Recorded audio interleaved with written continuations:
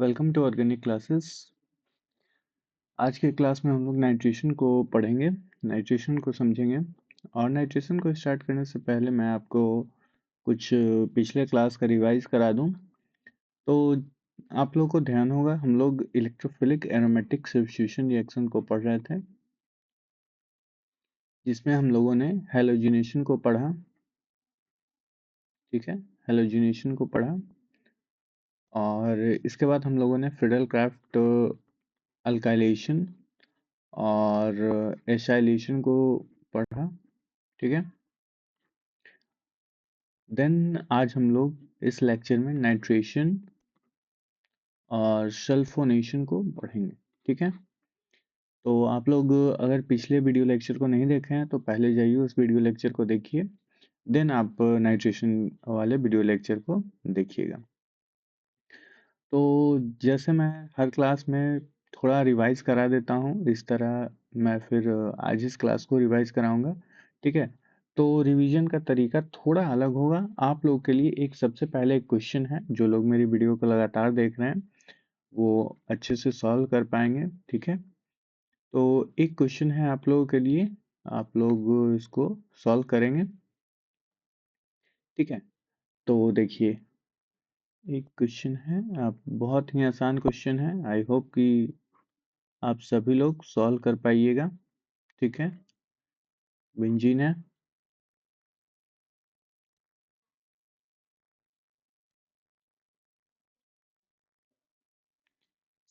COCl लगा हुआ है। ठीक है, इसका रिएक्शन हम लोग सिर्फ और सिर्फ एक कैटालिस्ट के साथ AlCl3 के साथ कर रहे हैं।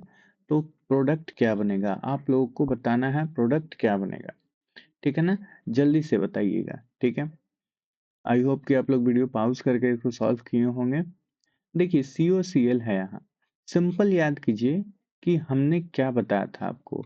अगर RC डबल बॉन्ड OCl है, ठीक है, याद कीजिए एसाइलेशन में मैंने क्या बताया था कि ये एसाइल ग्रुप अगर है तो क्या होता है, Cl यहाँ से ब्रेक हो जा रहा था, है ना। और ये किस टाइप का कार्बो एसाइलिनियम आयन बना रहा था, ये इस तरह का एसाइलिनियम आयन बना रहा था। ठीक है, और क्लोरीन माइनस, और ये एसिलिनियम आयन क्या हो रहा था, जा करके जो सबस्ट्रेट है उसके साथ अटैच हो रहा था एज ए इलेक्ट्रोफाइल।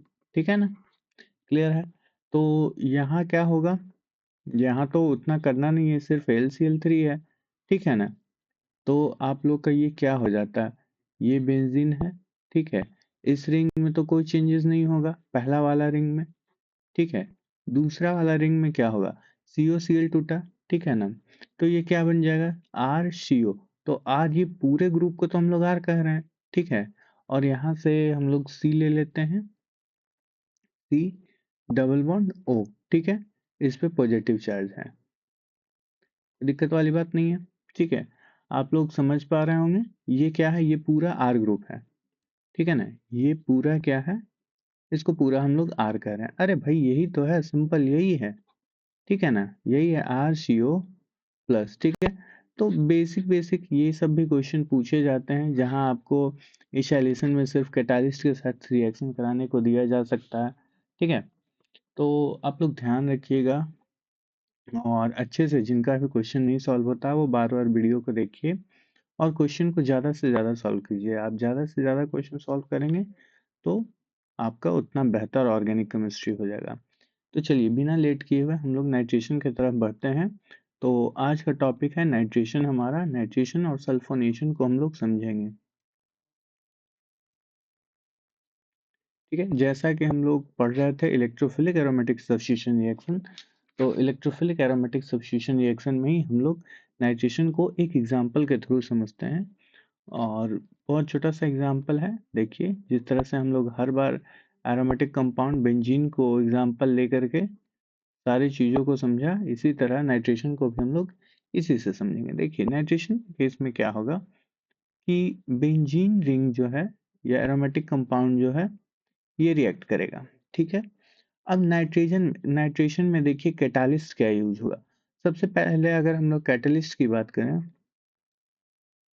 ठीक है, तो देखिए फ्रीडल क्राफ्ट अल्काइलेशन और एसाइलेशन में क्या हो रहा था, AlCl3 FeCl3, लेकिन नाइट्रेशन में क्या होगा, H2SO4 का यूज होगा। ठीक है, इसका यूज होगा H2SO4। ठीक है, और रिएक्शन किसके साथ करेगा, HNO3 के साथ। तो इस बात को हमेशा ध्यान रखिएगा कि ये रिएक्ट किसके साथ करेगा। देखिए इसका रिएक्शन हो जाएगा HNO3 के साथ,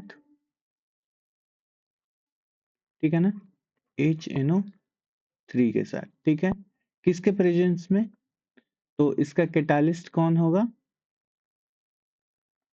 H2SO4, है ना, H2SO4, ये क्या है, कैटलिस्ट है। ठीक है, तो किस तरह से रिएक्शन होगा, हम लोग सबसे पहले इसके मैकेनिज्म को समझते हैं। तो बहुत ही आसान है, बहुत ही आसान है, आप लोग बहुत इजी वे में इसको समझ जाएंगे। तो सबसे पहले मैकेनिज्म को समझिए। देखिए मैकेनिज्म क्या कहता है, हम लोग पहले भी इस मैकेनिज्म को पढ़ रहे हैं। सबसे पहला काम क्या होता था हमारा, इलेक्ट्रोफाइल को बनाना। ठीक है, फॉर्मेशन ऑफ इलेक्ट्रोफाइल। तो सेम सेम स्टेप है। स्टेप 1 में हम लोग क्या करेंगे, स्टेप 1 में फॉर्मेशन ऑफ इलेक्ट्रोफाइल करेंगे, है ना। इलेक्ट्रोफाइल का फॉर्मेशन हम लोग को कराना होगा। किस तरह से इलेक्ट्रोफाइल बनेगा, बहुत ही आसान है। देखिए HNO3 दिया हुआ है, ध्यान से देखिएगा, यहाँ क्या दिया हुआ है, HNO3, है ना।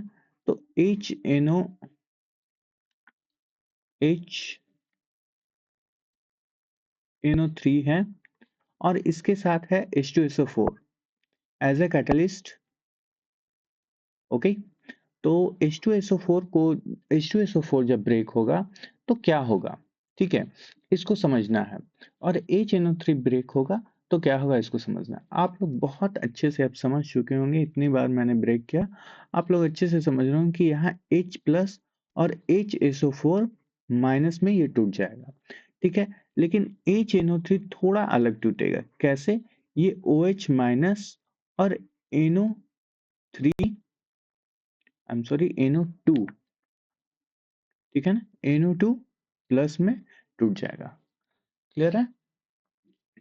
तो ये रिएक्ट करने के बाद क्या बन रहा है, ये आपस में रिएक्ट करने के बाद बना रहा है NO2, या सबसे पहले हम लोग इसको लिख लेते हैं HSO4 माइनस, है ना, ये। और देखिए ये OH इसके साथ रिएक्ट करके वाटर बना लेगा।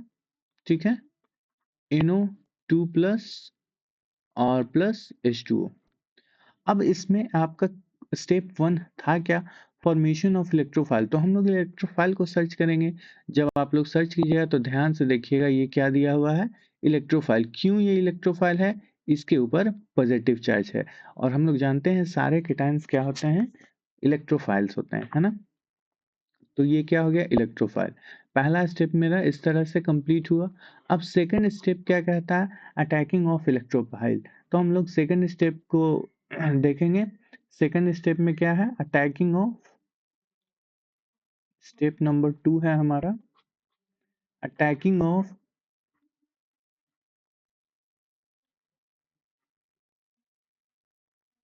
इलेक्ट्रोफाइल। ठीक है ना, अटैकिंग ऑफ इलेक्ट्रोफाइल कैसा होगा, ठीक है। तो देखिए एकदम बिल्कुल आसान है, बिल्कुल इजी है, कोई आपको टेंशन नहीं लेना है, बिल्कुल भी टेंशन नहीं लेना है।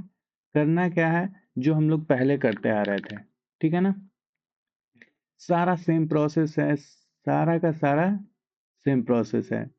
ठीक है, इसलिए घबराना बिल्कुल भी नहीं है। जिस तरह से हम लोग जिस तरह से हम लोग क्या कर रहे थे, बेंजीन, यार क्या,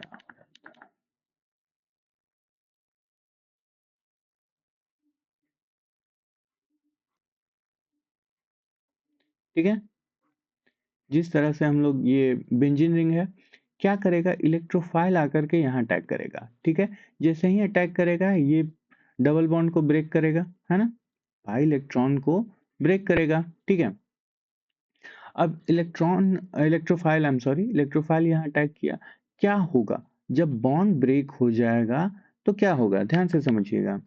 जब बॉन्ड ब्रेक हो रहा है तो क्या क्या हो सकता है, क्या पॉसिबिलिटी आ सकती है इसको देखिए।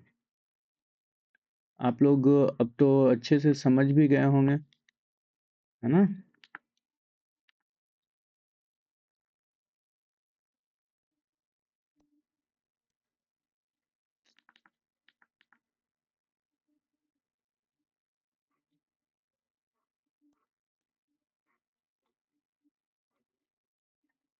ठीक है, ये बॉन्ड ब्रेक हो गया।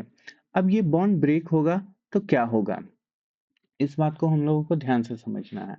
ठीक है, यहाँ पे क्या होगा, NO2। अब देखिए बार बार मैं आपको कार्बन नहीं दिखाऊंगा, आप इतने मैच्योर हो चुके हैं कि कार्बन को देख पा रहे होंगे, समझ पा रहे होंगे, है ना?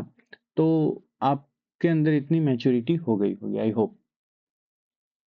ठीक है, तो इतना सोचना नहीं है। देखिए यहाँ क्या हो रहा है, ये कार्बन दो बॉन्ड बना रहा है, एक इलेक्ट्रोफाइल यहाँ अटैक करेगा, जो कि क्या है हमारा NO2+। क्लियर है, क्या है NO2+। ठीक है, इसको प्लस खत्म हो जाएगा, ये NO2 हो जाएगा। ठीक है, यहाँ एक हाइड्रोजन होगा और यहाँ एक हाइड्रोजन होगा। ठीक है, यहाँ माइनस और यहाँ प्लस। बॉन्ड क्या होगा, ये तोड़ करके बाहर निकल जाएगा।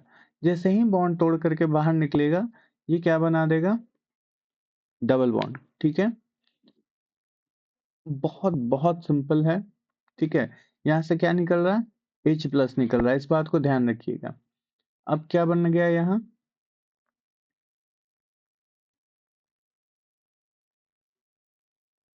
ठीक है, सिंपली यहाँ हम लोग NO2 को ऐड कर देते हैं, थोड़ा सुंदर लगेगा देखने में। ठीक है, अब यहाँ से H+ निकल गया। H+ क्या हो रहा है, पहले से हमारे पास क्या था, HSO4-, है ना?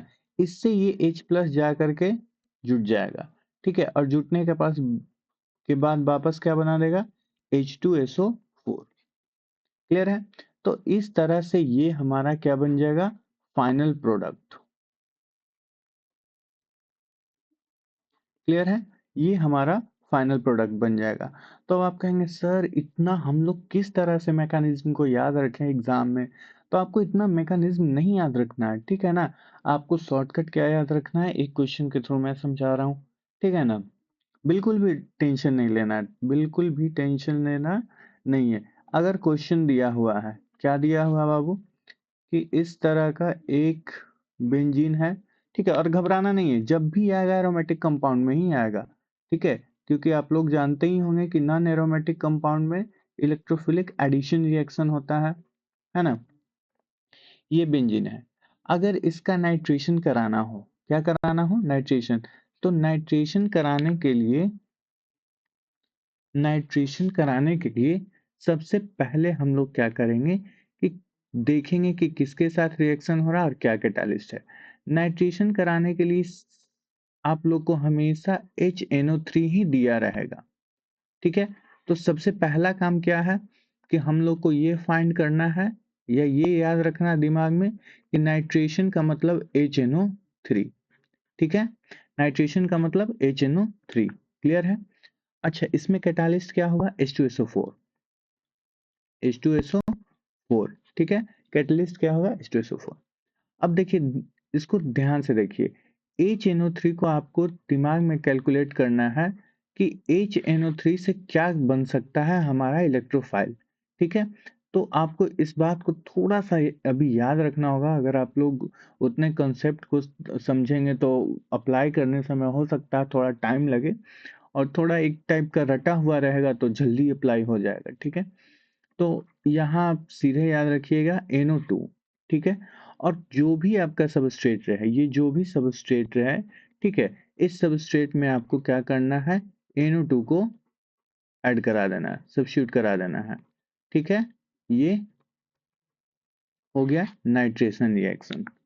ठीक है, कोई दिक्कत वाली बात नहीं है। चलिए, इसके बाद हम लोग समझेंगे सल्फोनेशन को। तो आई होप कि आपको ये समझ में आ गया होगा। सेकंड मेरा पॉइंट है, सेकंड टॉपिक है सल्फोनेशन।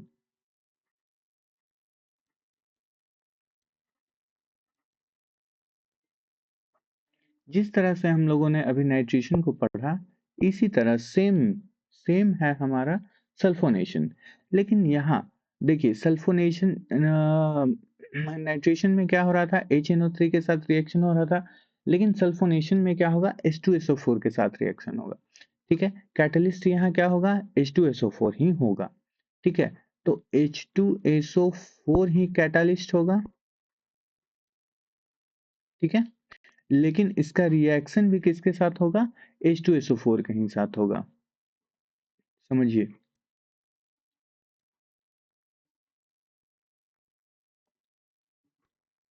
ठीक है, अब देखिए इसका रिएक्शन जो होगा, ध्यान से समझिए, जैसे अगर ये नाइट्रेशन रहता तो HNO3, लेकिन ये क्या है, सल्फोनेशन है, तो H2SO4। अरे इसको याद रखना बहुत आसान है, आप लोग क्यों घबरा रहे हैं। जैसे सल्फोनेशन है तो एस का सल्फोनेशन, एस सल्फोनेशन, एस से लिखते हैं हम लोग ना, एस फॉर सल्फोनेशन। इसी तरह H2SO4, ठीक है ना, H2SO4 है ना, प्रोनाउंसिएशन में सल्फोनेशन में एस आया तो H2SO4। क्लियर है। चलिए इसका रिएक्शन में हम लोग कैटालिस्ट किसको यूज कर रहे हैं, एज ए कैटालिस्ट हम लोग यूज कर रहे हैं H2SO4 को ही, H2SO4 है। ठीक है, क्या होगा इसका मैकेनिज्म को देखिए। आई होप कि अब स्टेप 1 स्टेप 2 लिखाने का जरूरत नहीं है, आप लोग इतने मैच्योर हो गए होंगे। ठीक है, तो इसमें क्या होगा कि 2 मोल H2SO4 है। ठीक है ना, H2SO4 ये वाला और एक कैटलिस्ट वाला। क्लियर है, 2H2SO4 है। होगा क्या, ठीक है, इसके मैकेनिज्म को ध्यान से देखिए। एक H2SO4 ब्रेक होगा इस तरह से, H प्लस HSO4 माइनस, कोई दिक्कत वाली बात नहीं है। ठीक है, दूसरा ब्रेक होगा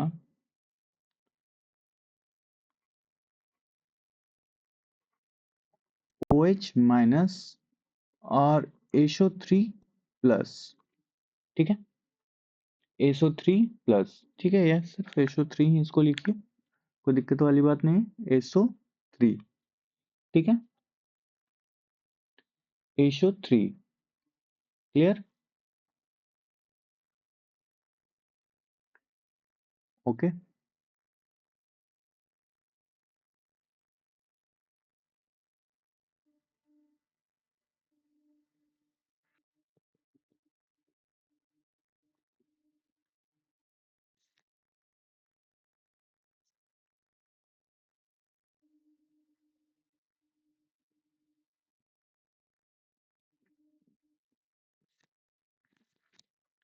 तो देख रहे हैं आप लोग, क्या हुआ, एक H प्लस और HSO4 माइनस में टूट गया। ठीक है, और एक यहाँ पे H2O, ठीक है ना, H2O और SO3 में टूट गया। ठीक है, क्लियर है। देखिए क्या हो रहा है इसके बाद, यहाँ से जो H2O है ये H प्लस के साथ रिएक्ट कर रहा है।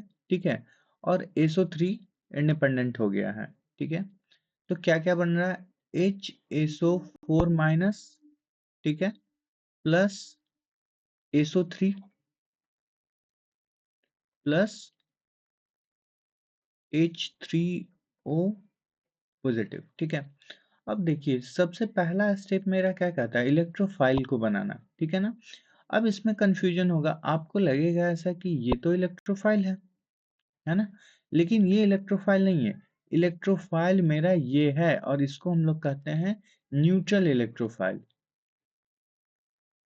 क्या कहते हैं, न्यूट्रल इलेक्ट्रोफाइल। आप लोग को मैंने पिछले वीडियो लेक्चर में बताया हुआ था कि SO3 को हम लोग क्यों इलेक्ट्रोफाइल कहते हैं। अगर कंफ्यूजन है तो आप जाइए पिछले वीडियो को देख लीजिए। ठीक है, तो यहाँ क्या बन गया, इलेक्ट्रोफाइल। अब नेक्स्ट स्टेप में मेरा क्या होता है, अटैकिंग ऑफ न्यूक्लियोफाइल। ठीक है ना, तो अटैकिंग ऑफ न्यूक्लियोफाइल में बेसिकली हम लोग सिंपल देखते हैं, ये है हमारा बेंजीन। ठीक है, क्या होगा, इलेक्ट्रोफाइल अटैक करेगा। ठीक है, इलेक्ट्रोफाइल यहाँ अटैक किया। इलेक्ट्रोफाइल को अटैक करने के बाद क्या होगा, ध्यान से देखिए, बॉन्ड ब्रेक हो रहा है, बॉन्ड ब्रेक होगा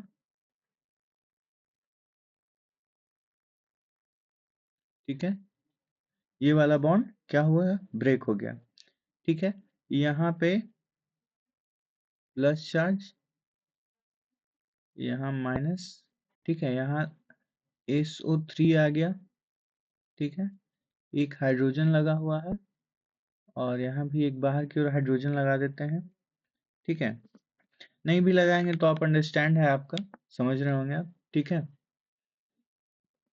अब होगा क्या कि इसको थोड़ा सा और मैं अच्छे से बना देता हूँ।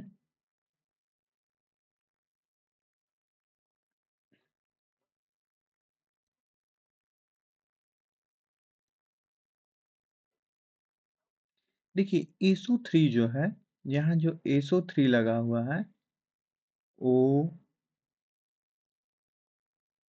Double bond O double bond O। ठीक है, इसमें क्या होगा, ठीक है, इसमें क्या है, नेगेटिव चार्ज है। और ये नेगेटिव चार्ज जो क्या है, ये जो नेगेटिव चार्ज है, ये बहुत ज्यादा रिएक्टिव है। ये जो नेगेटिव चार्ज दिख रहा है, इस नेगेटिव चार्ज के कारण, ठीक है, SO3 जो है बहुत ज्यादा रिएक्टिव हो जाता है। तो यहाँ नोट करके आप लोग लिखिएगा, ठीक है ना, यहाँ नोट करके आप लोग लिख लीजिएगा कि इन SO3,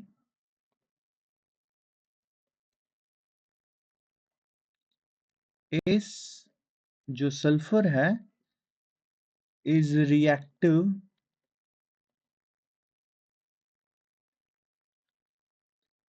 due to,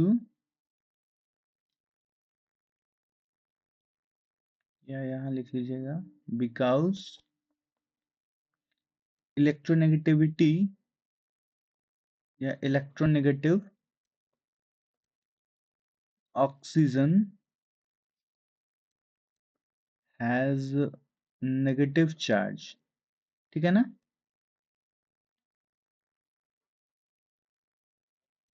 negative charge. ठीक है, और इसमें ऐड करना चाहते हैं तो ऐड कर लीजिए, एंड बिकम स्टेबल।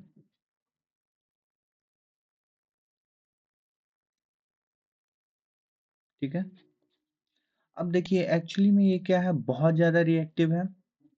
क्लियर है, तो बहुत ज्यादा रिएक्टिव होने के कारण, ठीक है ना, अच्छा यहाँ तो अब डबल बॉन्ड बन जाएगा, वो हाइड्रोजन वगैरह रिमूव होगा, डबल बॉन्ड यहाँ आ जाएगा। ठीक है, अब बहुत ज्यादा रिएक्टिव होने के कारण ये क्या होगा, जो H3O प्लस बना है इसके साथ ये रिएक्ट कर लेगा। ठीक है ना, H3O प्लस के साथ रिएक्ट कर लेगा। तो H3O प्लस भी अनस्टेबल है ना, H प्लस और H2O में अगर ये टूट जाए तो ये स्टेबल हो जाएगा, है ना। तो ये H प्लस जा करके रिएक्ट करेगा। ठीक है, और यहाँ क्या बना देगा, ध्यान से देखिए।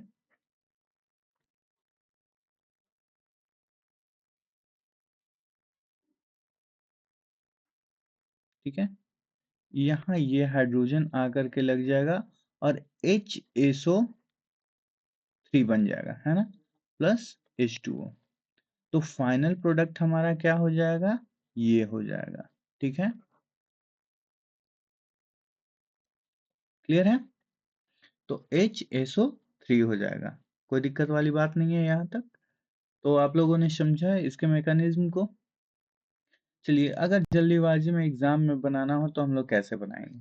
ठीक है, इसके लिए कुछ भी सोचना नहीं है, आप लोगों को जो भी क्वेश्चन दिया हुआ है, ठीक है, जो भी क्वेश्चन दिया हुआ है, बेंजीन जो भी एरोमेटिक कंपाउंड दिया हुआ है, ठीक है, इसका रिएक्शन किसके साथ हो रहा होगा, अगर सल्फोनेशन है तो H2SO4 के साथ। ठीक है, और कैटलिस्ट के फॉर्म में भी हम लोग क्या ले रहे होंगे, H2SO4 ले रहे होंगे। ठीक है, दोनों में H2SO4 ही ले रहे होंगे। करना क्या होगा, इसको हम लोगों को तोड़ना है। ठीक है, H प्लस और HSO4 माइनस में। ठीक है, अब यहाँ कंफ्यूजन होगा कि ये तो इलेक्ट्रोफाइल नहीं है, बिल्कुल नहीं है। ठीक है, लेकिन हम लोगों को इस बात को ध्यान में रखते हुए चलना है कि इसे हम लोग ऐड करेंगे, लेकिन इलेक्ट्रोफाइल समझने की गलती नहीं करेंगे, है ना? ये इलेक्ट्रोफाइल नहीं है, ठीक है? ये हम लोग क्वेश्चन जल्दी बनाने के चक्कर में इस तरह का काम कर रहे हैं, ठीक है? जो कि सही नहीं है, लेकिन फिर भी हमारे पास समय की कमी होती है एग्जाम में और उतना हम लोग मैकेनिज्म को लगाते नहीं हैं। तो HSO, ठीक है? यहाँ क्या हो जाएगा? HSO3, है ना? HSO3, ठीक है? HSO3, तो ये क्या हो गया? HSO3।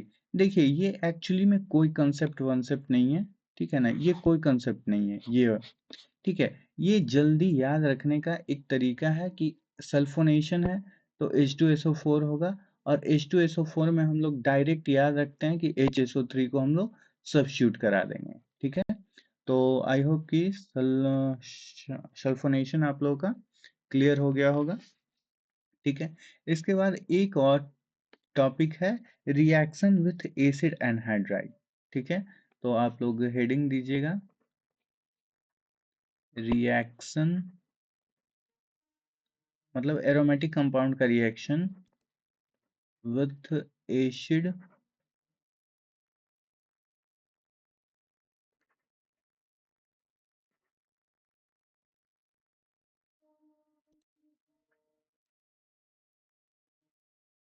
एसिड एनहाइड्राइड, ठीक है?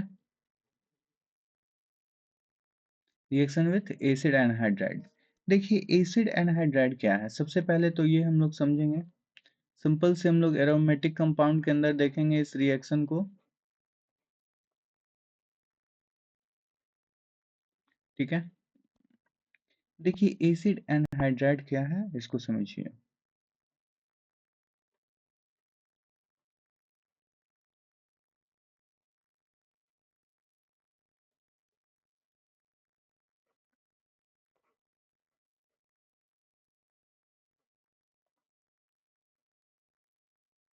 ठीक है, इसको हम लोग कहते हैं एसिड एनहाइड्राइड।